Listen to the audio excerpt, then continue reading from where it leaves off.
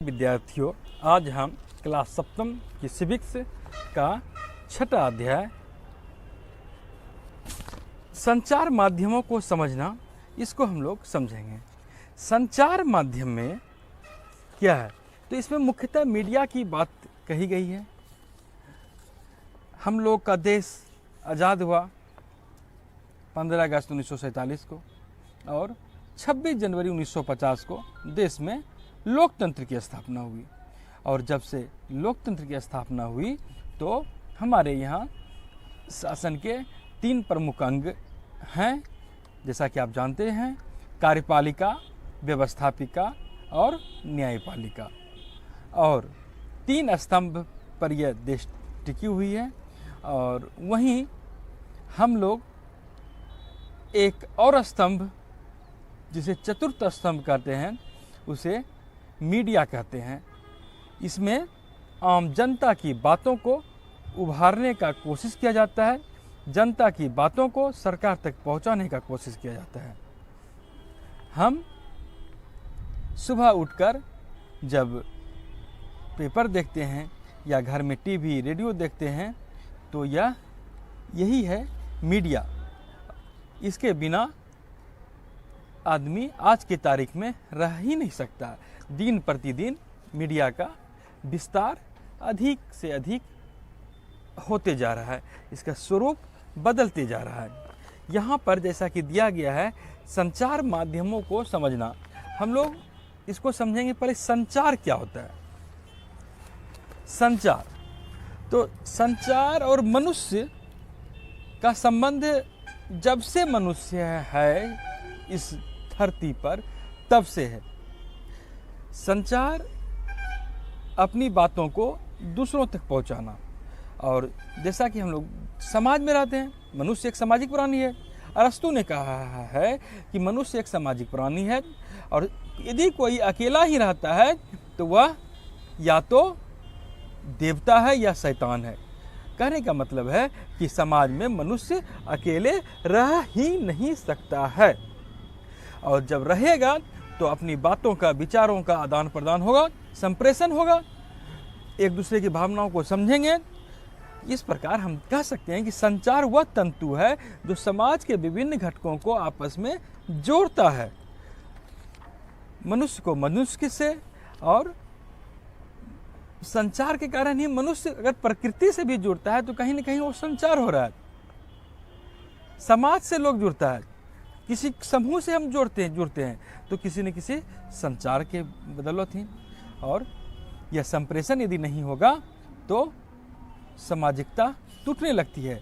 और आज की तारीख में हम लोग देखते हैं कि मनुष्य आपस में संप्रेषण नहीं करना चाहता है, जिस कारण भी बहुत सी समस्याओं का समाधान नहीं हो पाता है। अगर कोई मुद्दा है, कोई विवाद है, उसमें यदि मिल बैठकर अपनी बात रखें, वो अपनी बात रखेंगे तो कुछ ना कुछ बातें निकलेगी। अगर हम अपनी बातों को अपने मन में ही रखें, वो अपने मन में रखें, तो कहीं ना कहीं पूर्वाग्रह से लोग ग्रसित रहते हैं और समस्या का समाधान नहीं हो पाता है, विवाद बना रहता है। तो संचार एक बहुत ही जरूरी चीज़ है। और हम देख सकते हैं कि जैसे जैसे समाज बदल रहा है वैसे वैसे मनुष्य की सृजन शक्ति में भी विस्तार हो रहा है, सृजनात्मकता में परिवर्तन हो रहा है, तो संचार में भी परिवर्तन होगा।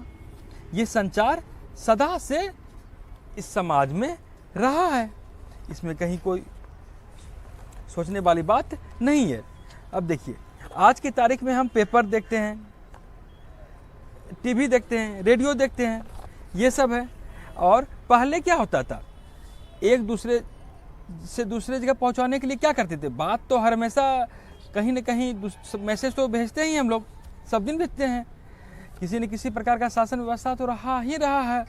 तो आप जैसे कि एक सिनेमा में देखे होंगे, कबूतर जा जा जा, पहली प्यार की पहली चिट्ठी साजन को दे जा, एक गाना है। कहने मतलब कि कहा जाता है कबूतर के माध्यम से संदेश भेजा जाता था। उस समय टीवी, मोबाइल, रेडियो कुछ नहीं था।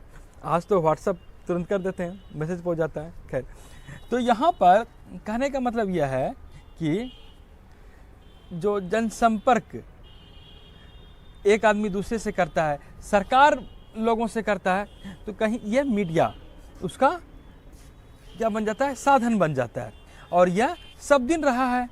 आज उच्च प्रौद्योगिकी आ गई है, टेक्निक आ गया है, मशीन आ गया है, जिस कारण लोगों को तुरंत ये मैसेज प्राप्त हो जाता है और हाईटेक तरीके से प्राप्त हो जाता है।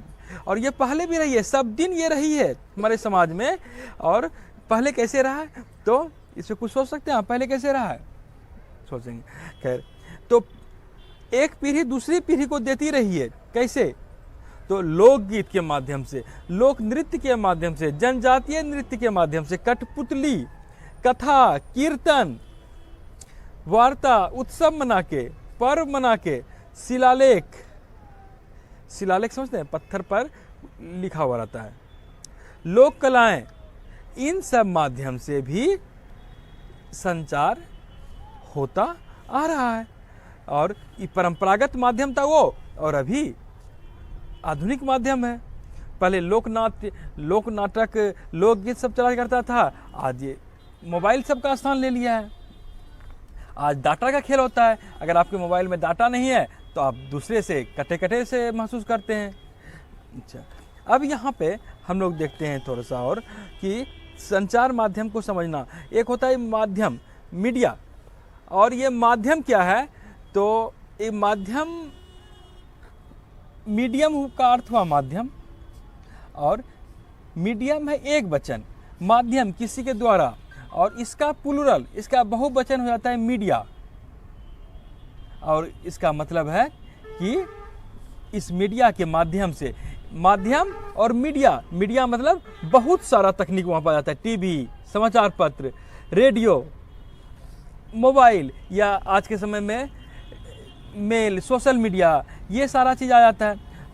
फ़ोन पर बात करते हैं आज, तो ये सारा क्या होता है, ये संचार मीडिया का साधन है। और इसकी पहुंच व्यापक पैमाना पर है, एक बार में लाखों लोगों से इससे जो है संपर्क हो जाता है। और इस कारण भी इसको क्या कहते हैं, जनसंचार कहते हैं। इसको बहुत लेवल तक जाने के कारण इसको क्या कहते हैं, मास मीडिया भी कहते हैं।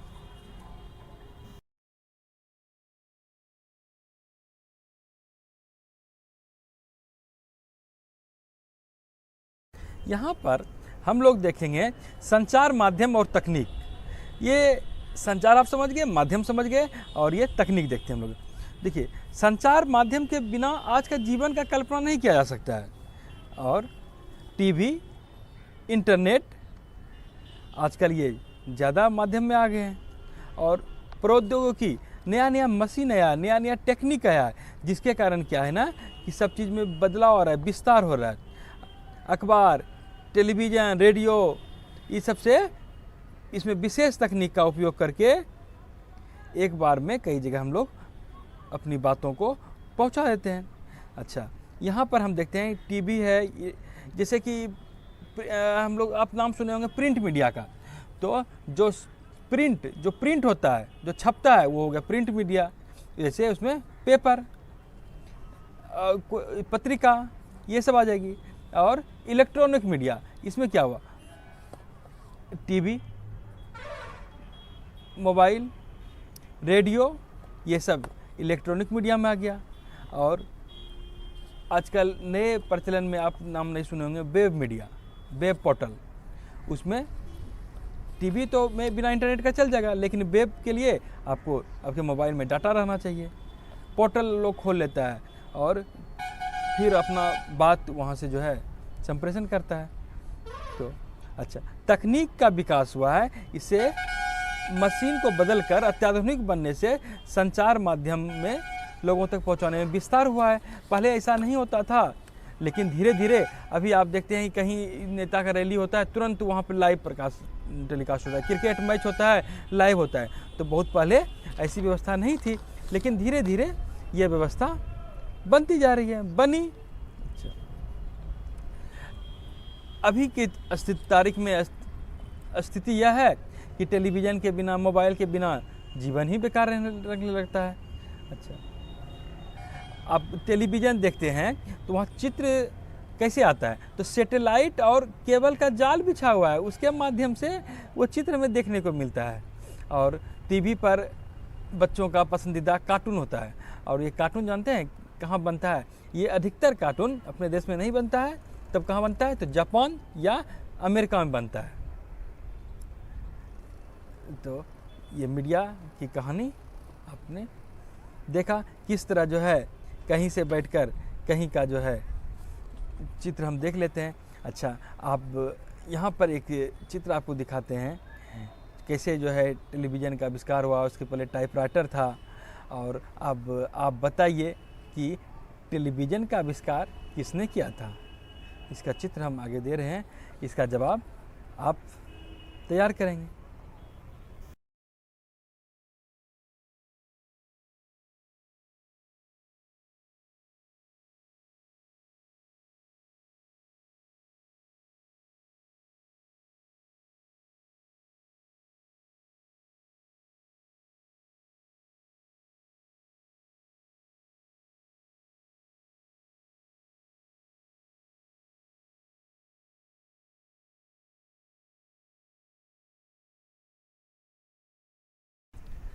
निरंतर बदलाव आ रहा है मीडिया के विस्तार में। और जानते हैं ये तकनीक बहुत खर्चीली है। पहले की बनिस्बत दिन प्रतिदिन अगर सरल होती जा रही है तो ये इसमें जो है तकनीक में खर्च भी आता है। टीवी होता है, वहाँ स्टूडियो बनाया जाता है, स्टूडियो बनता है, पैसा लगता है। वहाँ एंकर बैठते हैं, उसका जो है रिपोर्टर जाता है, उसके बाद लाइट रहता है, कैमरा रहता है, माइक रहता है, बहुत सा उसमें मशीन लगता है, सैटेलाइट रहता है। तो इन सब के कारण क्या है कि अधिक धन भी इस पर खर्च आ रहा है। तो ये धन कहाँ से आएगा उसको? तो धन के लिए जो है आज की तारीख में कोई छोटा मोटा लोग यदि चाहेंगे कि हम अपना टीवी चैनल खोल लेंगे तो ये संभव नहीं हो पाता है। इसके लिए बहुत बड़े पूंजी की ज़रूरत पड़ती है। कहीं न कहीं इसमें आज की तारीख में पूंजीपति इसमें पूंजी लगाते हैं और एक बिजनेस की तरह इसको लेते हैं कि हम पैसा लगाते हैं, इतना पैसा इसमें फिर हम कमाएंगे। जनसंचार माध्यम से क्या होता है ना, लोग कमाने का भी स्रोत खोल लिया है। और इससे क्या है, धन अर्जित करता है। और कुछ धन कहाँ से आता है उसको? मुख्य रूप से विज्ञापन से। विज्ञापन अपने प्रचार जो देखते हैं, जैसे कभी चॉकलेट का प्रचार, कभी कार का प्रचार, कभी कपड़े का प्रचार, कभी मोबाइल फ़ोन का प्रचार, तरह तरह का प्रचार, नमक का प्रचार, तो कोलगेट का प्रचार, तरह तरह का प्रचार जो है देता है। और यदि आप क्रिकेट मैच कभी देखे होंगे, देखिएगा, ओवर समाप्त हुआ प्रचार, विकेट गिर गया फिर प्रचार। तो ये विज्ञापन के कारण जो है, विज्ञापन से क्या होता है ना कि वो कंपनी पैसा उससे लेती है। और वो पैसा लेती है कि वो सामान का प्रचार हो जाता है ढेर लोग तक, और वो लोग फिर प्रचार से जो है अपना सामान खरीदते हैं, उसके बारे में जानकारी पा लेते हैं। और एक एक सेकेंड का जो है 1,000 रुपया से अधिक पैसा लिया जाता है। जिस चैनल को लोग अधिक देखते हैं उस पर उतना ही अधिक राशि ली जाती है। तो ये विज्ञापन के कारण ये चैनल चलता है। और यहाँ पर फिर एक प्रॉब्लम क्या हो जाती है ना कि कोई उद्योगपति है और यदि वो उसका चैनल है, तो अगर उसके खिलाफ उस कंपनी ने कुछ गड़बड़ी कर दिया तो फिर वो तो अपना खिलाफ बोलेगा नहीं। तो यहाँ पर कभी कभी क्या होती है कि कोई बहुत मोटा रकम उसको दिया, तो वहाँ पर प्रचार के लिए उसके खिलाफ फिर जो है वो बोलने में फिर हिचकिचाता है। यहाँ पर ऐसी भी बातें देखने को मिल जाती है।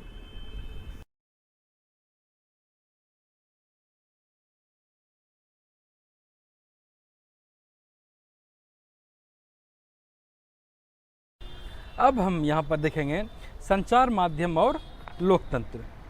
तो संचार माध्यम के बारे में हमने जाना, लोकतंत्र के बारे में भी जाना। और देखिए इसमें क्या है, संचार माध्यम के द्वारा लोकतंत्र के बारे में यह पता चलता है कि सरकार किस प्रकार काम कर रही है। लोकतंत्र के बारे में हम जानते हैं कि लोकतंत्र का अर्थ होता है जनता का शासन। जनता जिसे वोट देती है वो सरकार बनाती है। तो जनता जिसे वोट दिया है वो सरकार बनाई है, जनता अपने बदले उनको चुन कर भेजी है। वे कैसा शासन कर रहे हैं, सही कर रहे हैं या नहीं कर रहे हैं, तो इनकी जानकारी हमें समाचार पत्र माध्यम के द्वारा मिलती है या अन्य मीडिया के द्वारा हमें प्राप्त होती है। और क्या होती है तो या कभी कभी सरकार क्या कर रही है वो अपनी नीति को पब्लिक के लिए कैसे लागू करना चाह रही है या मीडिया के माध्यम से वो लोगों के बीच लाती है। तो यहीं पर कभी देखते होंगे आप लोग सार्वजनिक विरोध करके भी लोग सरकार का खिलाफ करते हैं, हस्ताक्षर अभियान चलाते हैं, कहीं कहीं जो है जुलूस भी आदि सब भी होते हैं। तो लेकिन यहाँ पर हम संचार माध्यम के बारे में पढ़ रहे हैं तो यदि सरकार अच्छा काम नहीं करती है तो पब्लिक उसका खिलाफ भी करती है, कई तरह से विरोध भी करती है। अच्छा, यहाँ पर एक बात होती है कि जनता से जुड़े जो मुद्दे होते हैं वे संतुलित रूप से उठाए जाने चाहिए, अन्यथा लोगों को सही जानकारी नहीं हो पाती है। कभी कभी आप देखते होंगे कि 2 पेपर पढ़िए या 2 चैनल देखिए तो 2 तरह की जानकारी मिलती है। तो यहाँ पर लगता है कि कहीं ना कहीं पक्षपात हो रहा है, वो किसी के फेवर में बोल रहे हैं या किसी के विरोध में बोल रहे हैं या क्या कहना चाह रहे हैं, सच्चाई वो सामने नहीं ला रहे हैं। ये सही बात नहीं है। यहाँ पे जैसा कि दिया गया न्यूज ऑफ इंडिया की एक रिपोर्ट है, इसमें कह रहा है कि कारखाना के मालिक और मजदूरों के बीच हिंसात्मक विरोध हो गया, शहर की गतिविधि रुक गया, लोग उसका विरोध कर रहे हैं। वहीं विरोध कर रहे हैं कारखाना मालिक और मजदूर सरकार के प्रदूषण फैलाने वाली इकाइयों को बंद करने के निर्णय का विरोध कर रहे हैं। और यहाँ पर दूसरा एक अखबार है इंडिया डेली का रिपोर्ट, ये कह रहे हैं कि आवासीय क्षेत्र में 1 लाख कारखाना का बंद हो जाएगा, मालिक कामगार कारखाना बंदी हो जाएगा, सब जो है सब विरोध के लिए सड़क पर आ गए हैं, मजदूर सब ऐसा हो जाएगा, फिर रहेगा कैसे, खाएगा कैसे। कहने का मतलब है कि दोनों न्यूज़ में जो है 2 तरह की बातें हैं और जनता को सही की जानकारियाँ नहीं मिल रही है। तो ऐसा भी होता है, तो इसे संतुलित रिपोर्ट हम नहीं मानते हैं। अच्छा, और कभी कभी ऐसा लगता है कि अगर आप एक को ही पढ़ते तो सही जानकारी भी नहीं हो पाती, तो इसलिए भी अच्छा संतुलित रिपोर्ट किसको कहते हैं? संतुलित रिपोर्ट है कि सही जानकारी दें, और यह संतुलित रिपोर्ट तभी आएगा जब हमारा मीडिया, हमारा संचार माध्यम स्वतंत्र रहेगा, किसी का दबाव में रहेगा तो वह फिर संतुलित रिपोर्ट नहीं दे सकता है। किसी का पैसा ले लेगा तो स्वाभाविक है कि उसके फेवर में बोलेगा, और स्वतंत्र रहेगा तो उस पर कोई दबाव नहीं रहेगा। और यह लोकतंत्र में बहुत ज़रूरी है कि मीडिया स्वतंत्र रहे। यही कारण है कि यहाँ मीडिया को चतुर्थ स्तंभ का दर्जा दिया गया है, इसका सम्मान दिया गया है उसे। संविधान में कार्यपालिका, व्यवस्थापिका, न्यायपालिका की बात है, मीडिया की बात नहीं है। अनुच्छेद 19 में आज़ादी की बात है, स्वतंत्रता की बात है, लेकिन आज की तारीख में मीडिया को इतना अधिक महत्व दिया गया है, इतना अधिक महत्व दिया जाता है कि यह चतुर्थ स्तंभ के रूप में जाना जाता है। और यह भी लोग की अपेक्षा होती है कि खबर सही हो, विश्वसनीय हो और तटस्थ हो, न्यूट्रल हो, किसी के पक्ष में या विपक्ष में नहीं हो। अच्छा, कभी कभी क्या होता है, जब सरकार का नियंत्रण रहता है तो सही चीज़ जो है नहीं आ पाती है। तो सरकार का कभी कभी आप देखते होंगे किसी फिल्म में को लेकर विरोध हो जाता है, लोग तोड़ फोड़ करने लगते हैं सिनेमा हॉल में। इसका कारण यह है कि कोई दृश्य जो है लोगों को अटपटा लगता है, उसे लगता है कि ये नहीं, ये अभिव्यक्ति की सही तरीके से जो है संप्रेषण नहीं हो पा रहा है, और इसके कारण जन समुदाय तक जाएगा तो और गलत मैसेज जाएगा। तो उसको सरकार क्या करती है? सेंसरशिप करती है। सेंसर मतलब उसको रोक देती है, कुछ पार्ट यदि उसका आपत्तिजनक है तो उसको रोक दिया जाता है कि सही तरीके से सही जानकारी जाए, किसी तरह का विवाद ना हो। और कभी कभी गलत तरीके से भी सेंसर लगाया जाता है, जैसे कि इंडिया में कहा जाता है 1975 में आपातकाल लगाया गया। आपातकाल लगाया गया तो उस समय मीडिया के ऊपर भी सेंसर लगा दिया गया, वो सही बात भी जो है नहीं लिख सकता था, सही बात भी लिखने के बाद उसको जेल में डाल दिया जाता था। तो कभी कभी ऐसी भी स्थिति होती है, सरकार का हस्तक्षेप बढ़ जाता है, सही बात लिख नहीं पाता है पत्रकार, और चूँकि वो बहुत कहीं न कहीं किसी घराने से संबंधित है तो दबाव ऊपर स्तर से ही बनाया जाता है, छोटा मोटा रिपोर्टर कुछ चाहकर भी नहीं कर सकता है। तो यहाँ पर आप देखते हैं कि जो है समाचार पत्र से लोगों की अपेक्षा होती है कि वो संतुलित रिपोर्ट दे। अच्छा, कभी कभी आपको ये लगता होगा कि संचार मीडिया जो है किसी एक ही पक्ष पर ज़्यादा जोर दे रहा है, और निडरतापूर्वक नहीं काम कर रही है। जो चीज़ जो है जनता से जुड़े मसले हैं उस पर जो है उसका ध्यान नहीं जा रहे हैं। जैसे कि लोगों को मूलभूत समस्या पानी नहीं है, जंगल के जंगल काटे जा रहे हैं, पेड़ पौधे पर ध्यान नहीं दिया जा रहा है, लोग को सही तरीके से इलाज नहीं मिल पाता है। ये सब का भी जानकारी मिलती है, ऐसी बात नहीं है, लेकिन उतना हाईलाइट नहीं किया जाता है जितना हाईलाइट किसी फिल्मी गाने को, हीरो हीरोइन को हो जाता है। उसका शादी हो गया तुरंत चैनल पे देखिए पूरा चलने लगता है, उसका जन्मदिन हो गया तुरंत उसका अफेयर हो गया, तुरंत कोई डिजाइनर है, कोई नया फैशन प्रोग्राम है तो वो सब का जो है जल्दी आ जाता है। आपको क्या लगता है, मुंबई के नाम सुनते ही लगता है कि वहाँ फिल्म बनता होगा, कितना हाईटेक सोसाइटी है, कितना ये है, लेकिन वहीं मुंबई में एक स्लम बस्ती भी बस्ती है जहाँ की जैसे तैसे लोग जीवन यापन करते हैं। तो ऐसी भी स्थिति होती है। और लेकिन जब हम लोकतंत्र में रहते हैं तो यहाँ हर हमेशा यही रहती है हम लोग की उम्मीद कि संचार माध्यम सही तरीके से काम करे, इस पर किसी तरह का गलत तरीके से सेंसरशिप नहीं लगाया जा सके, कोई दबाव में मीडिया घराना काम नहीं करे, ऐसी हम लोग की अपेक्षा रहती है। तो वहीं अब आप जो है देखेंगे कि कभी कभी क्या होता है ना कि किन घटनाओं पर वो ज़्यादा ध्यान देगी और किन घटनाओं पर वो नहीं देगी ध्यान। तो यह जो है वहाँ मीडिया घराना तय करती है। जैसे कि आप ये भी देखे होंगे कि स्कूल में आप प्रोग्राम कीजिए, नहीं उतना रिपोर्ट को जो है बड़ी नहीं दिया जाता है, लेकिन वही यदि कोई धूमधाम से कीजिए, कोई बड़े नेता आ जाते हैं, कोई फिल्मी से संबंधित आ जाते हैं तो फिर उसको जो है हाईलाइट हो जाता है। कोको कोला का मामला आपने देखा था कि जो है किस तरह जो है जब लगा कि जो है वो सही तरीके से नहीं दे रही है तो लोगों ने उसका विरोध जब किया तो फिर यह मामला मीडिया में भी आया। तो इस तरह जो है हम लोग इसको देखते हैं। अब आप यहाँ पर एक दो प्रश्न के जवाब दीजिए कि आप यदि रिपोर्टर होते और आप पर दबाव रहता कि सही चीज़ प्रकाशित नहीं किया जाए, सही चीज़ छोड़ दो, तो आप कैसा महसूस करते? और अब आप ये भी बताइए कि आप टीवी, रेडियो, समाचार पत्र देखते होंगे, इससे आपको क्या फ़ायदा हुआ? कुछ फ़ायदा लगता है कि ये इससे कुछ ज्ञान में भी वृद्धि होती है? इसको भी आप अपने शब्दों में जहाँ जितना लिख सकते हैं इसको लिखिए।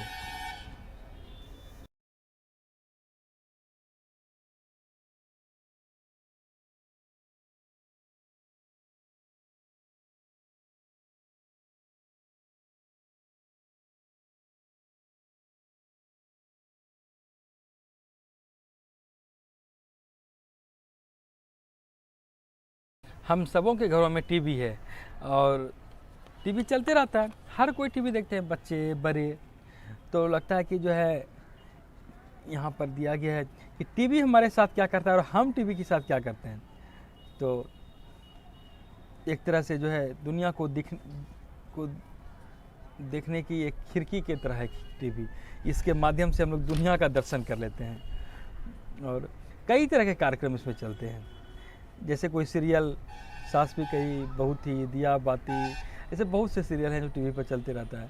और वहीं कौन बनेगा करोड़पति, ये सब, बिग बॉस, न्यूज़ भी आता है, खेल का समाचार आता है, कार्टून आता है, तो तरह तरह का आता है। तो इसी बीच आप देखते होंगे वहाँ रह रह के, जैसा कि बताया कि विज्ञापन भी आता है और विज्ञापन ऐसा देता है कि आपको वो आकर्षित कर सके और ताकि वो कंपनियाँ फिर आप उसको माल को, उसके उत्पाद को बाज़ार में खोजें और वो आप ख़रीदारी करें। और आप इस तरह कभी देखते होंगे कि टीवी में ज़्यादा क्या दिखाई देती है, तो ज़्यादा चीज़ आपको अमीर का चीज़ दिखाई देगा, गरीब का चीज़ वहाँ कम ही दिखाई देता है। और टीवी के बिना तो आज संसार अधूरा है, लेकिन सबसे बड़ी बात है कि वहाँ के जो जीवन शैली होती है वह सबों तक पहुँचे, यह हर कोई चाहता है।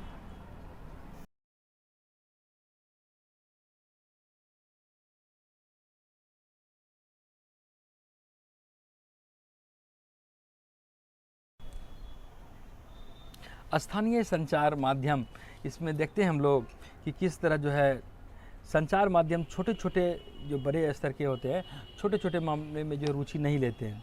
तो साधारण लोग और उनके जीवन के भी जानकारी के लिए कई जगह जो है स्थानीय स्तर पर भी प्रयास किए जाते हैं। सामूहिक रेडियो किसानों की विभिन्न फसलों के मूल्य के बारे में, आदि सब के बारे में बताते हैं कई जगह जो है। और कैमरे का इस्तेमाल करके निर्धन समाजों के वास्तविक जीवन की स्थितियों पर डॉक्यूमेंट्री फिल्म आदि को भी आप लोग देखते होंगे। इस तरह कैमरे और तकनीकी ज्ञान का प्रशिक्षण भी देते हैं। और इसी में एक उदाहरण है, लहरिया नामक एक समाचार पत्र है। वह जो है चित्रकूट जिले की 8 दलित महिलाओं द्वारा हर 15 दिन में निकाला जाता है और वहाँ बुंदेली भाषा में स्थानीय समाचार रहते हैं। दलित से संबंधित, स्त्री से संबंधित, हिंसा, राजनीतिक भ्रष्टाचार से संबंधित रिपोर्ट होती है। और उसको कौन पढ़ते हैं? तो किसान, दुकानदार, पंचायत के सदस्य, स्कूल के शिक्षक, महिलाएं जिन्होंने हाल में पढ़ना लिखना सीखा है। इस तरह की भी चीज़ें स्थानीय स्तर पर भी देखने को मिलता है।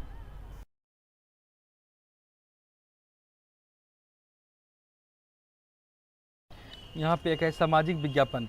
तो कुछ विज्ञापन ऐसा भी होता है जो समाज के हित के लिए बनाई जाती है। तो सरकार और निजी संस्थाएं ऐसे विज्ञापन बनाती है जिसको समाज में किसी बड़े संदेश का प्रसारण हो सके, समाज के ज़्यादातर लोग तो उसको जान सकें। जैसे कहीं देखे होंगे आप, रेलवे जब क्रॉस करते होंगे तो वहाँ पर जो है वो सुरक्षित रेलवे क्रॉसिंग पार करने का जो रहता है कि आप नहीं पार करें, इस तरह का जो है पेपर में भी, टीवी में भी विज्ञापन दिए जाते हैं कि इससे ज़्यादातर लोग जो है वाकिफ़ रहें और सतर्कता के साथ जीवन जिएं, सुरक्षित रहें। और इसके बाद कुछ महत्वपूर्ण शब्दावली इस अध्याय का जो है, प्रकाशित किसको कहते हैं? तो कोई समाचार, रिपोर्ट, साक्षात्कार जो समाचार पत्र में, पत्रिका में प्रकाशित होती है, पुस्तक में प्रकाशित होती है, छापा जाता है, उसी को प्रकाशित करते हैं। सेंसरशिप क्या होते हैं? सरकार की वह ताकत है, वो सेंसरशिप, जिसके अंतर्गत कोई चीज़ प्रकाशित हो रहा है या प्रसारित हो रहा है या प्रदर्शित हो रहा है तो उस पर वो रोक लगाती है। प्रसारण क्या कहते हैं?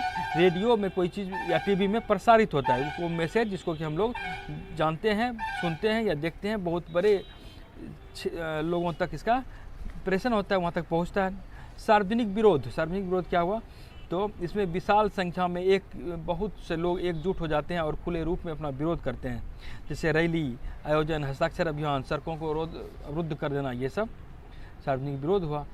और इसके बाद आप कुछ अधिक प्रश्न का जवाब लिखते हैं तो ये अच्छा रहेगा। आप लिखिए कि लोकतंत्र को कैसे ये संचार माध्यम, ये मीडिया विकसित करता है, उसमें वो क्या भूमिका है लोकतंत्र में, कैसे ये अपना रोल अदा करती है। और आप जान चुके हैं, आप समाचार पत्र तो कम से कम 5 समाचार पत्र के नाम लिखें, 5 चैनल के नाम लिखिए। और आजकल चैनल के में जो है जैसा प्रसारण होता है, क्या आप इससे संतुष्ट हैं? आप क्या चाहते हैं? क्या प्रकाशित हो, क्या प्रसारित हो जो कि आप बेहतर महसूस करें? इसको आप अपने शब्दों में लिखें।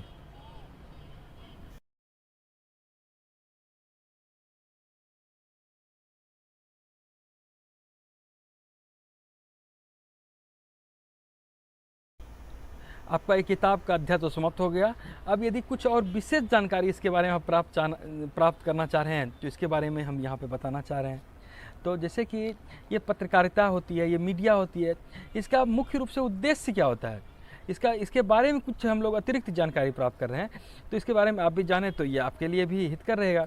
तो जैसे कि यह मीडिया है, यह किस सिद्धांत पर काम करती है? तो इसका मुख्य उद्देश्य होता है क्या? सूचना देना। तो इसके माध्यम से हमें कई तरह की सूचनाएं मिल जाती है, समाज में, देश में, विदेश में क्या क्या हो रही है, क्या क्या घटनाएं घट रही है, तो ये सूचनाएं हमें मिल जाती है।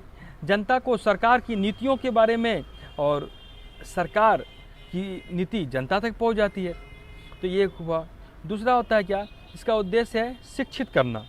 मुख्य रूप से सूचना तो मिल जाता है, लेकिन जब सूचना मिलेगा तो उसके बाद सूचना पे लोग क्या का चिंतन करते हैं, मंथन करते हैं, उसके बाद जो है ज्ञान भी उसमें प्राप्त करते हैं।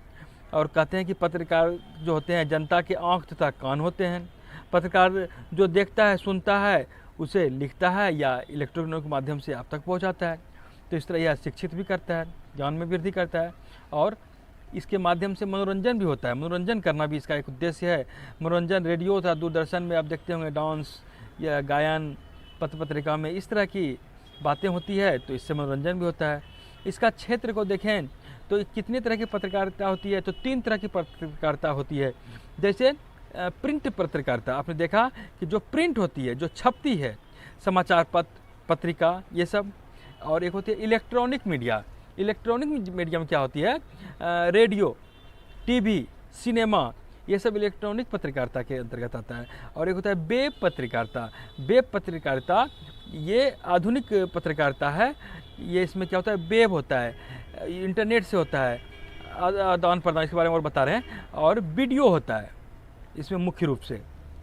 इलेक्ट्रॉनिक पत्रकारिता किसको कहते हैं? तो इलेक्ट्रॉनिक पत्रकारिता में क्या हुआ, जो इलेक्ट्रॉनिक पत्रकारिता जब से आया तो लोगों का जीवन शैली ही बदल कर रख दिया। ये ज़्यादा प्रभावी रूप में जो है लोगों के सामने आया। इसके अंतर्गत क्या आता है? जैसे कि रेडियो। रेडियो क्या है? रेडियो ध्वनि पर आधारित जनसंचार माध्यम है। सुनाई पड़ता है हमको, हम सुनते हैं, वहाँ बोलते हैं आकाशवाणी में, हम सुनते हैं, किसके कान से सुनते हैं। और आपको बता दें, रेडियो प्रसारण का आविष्कार 1901 में हुआ था। इटली के मार्कोनी नामक वैज्ञानिक ने रेडियो का आविष्कार किया था। और भारत में देखें तो 1 जनवरी 1936 को ऑल इंडिया रेडियो कार्यक्रम शुरू हुआ था। उसके बाद दूरदर्शन का नाम सुने होंगे आप। तो हमारे यहाँ टीवी की शुरुआत कब हुई? तो हमारे यहाँ टीवी की शुरुआत 15 सितंबर 1959 से हुई। और आकाशवाणी जो था उसी के 5वीं मंजिल पर एक छोटा सा स्टूडियो बनाया गया। वहीं डॉक्टर राजेंद्र प्रसाद जो प्रथम राष्ट्रपति थे, उन्होंने उसका उद्घाटन किया था। और उस समय तो सीमित दायरे में था, इसकी दायरा कम मात्र 20 किलोमीटर का था। और सबसे पहले 1960 में जब झंडा फहराया गया तो झंडोत्तोलन का सीधा प्रसारण इसके माध्यम से किया गया था। अब देखिए, अब बोलते हैं वेब पत्रकारिता क्या होता है? तो वेब पत्रकारिता क्या होता है? वेब या इसको इंटरनेट पत्रकारिता कहते हैं। ये ऑनलाइन चलता है। कहीं बैठे हैं, कोई दिल्ली में, कोई बम्बई में, कोई भागलपुर में, कोई बिहार में, कहीं भी हैं, तो सब एक दूसरे से संप्रेषित हो जाते हैं। तुरंत जवाब दीजिए, तुरंत सुनिए, तुरंत, कहीं किसी तरह का देरी नहीं किया जाता है। इसमें कोई देरी नहीं लगती है और तुरंत जो है इसमें त्वरित सूचना प्राप्त हो जाती है, तुरंत समाधान भी हो जाता है। किसी जो भी अपने मन में बात रहता है वो वहाँ तक पहुँचा दिया जाता है।